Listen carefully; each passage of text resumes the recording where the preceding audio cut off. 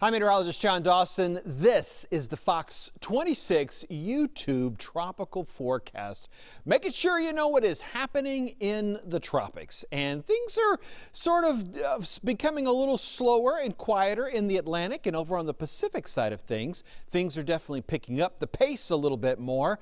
And we've got that Saharan dust to talk about as well. So let's dive into things. We start with the Atlantic and the southwestern Caribbean, where we in the National Weather Service have been watching an area of disturbed weather. That low pressure that was sort of initiating most of the concerns has actually now moved over land, but there's still the possibility that it'll kind of wander around a little bit and eventually wind up back out over water again.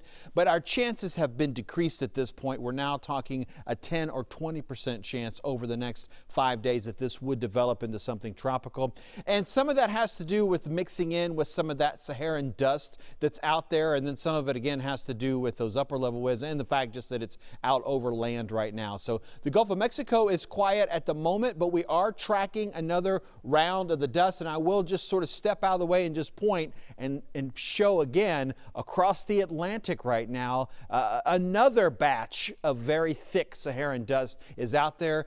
This isn't the time of year that we're necessarily zoned in or focused in on the Atlantic as far as tropical development is concerned, but that is definitely helping to keep anything from even thinking about developing. But here in southeast Texas, we're definitely watching this next surge of that Saharan dust as it's going to continue to move through tonight and into tomorrow. The stronger wave of that will be a little bit to our southwest, but we're still definitely going to be noticing a lot of haze across the Houston area. And like I said, if you're down around Corpus Christi or even as far down as Brownsville, you will definitely be experiencing a lot of that haze as well. So let's switch gears over to the Pacific side of things now, as we've been tracking Hurricane Blas for a while. It's off the west coast of Mexico, and again continuing to get a little bit better organized, and with that organization comes a little bit stronger wind speeds, and overall its formation is expected to continue to strengthen. So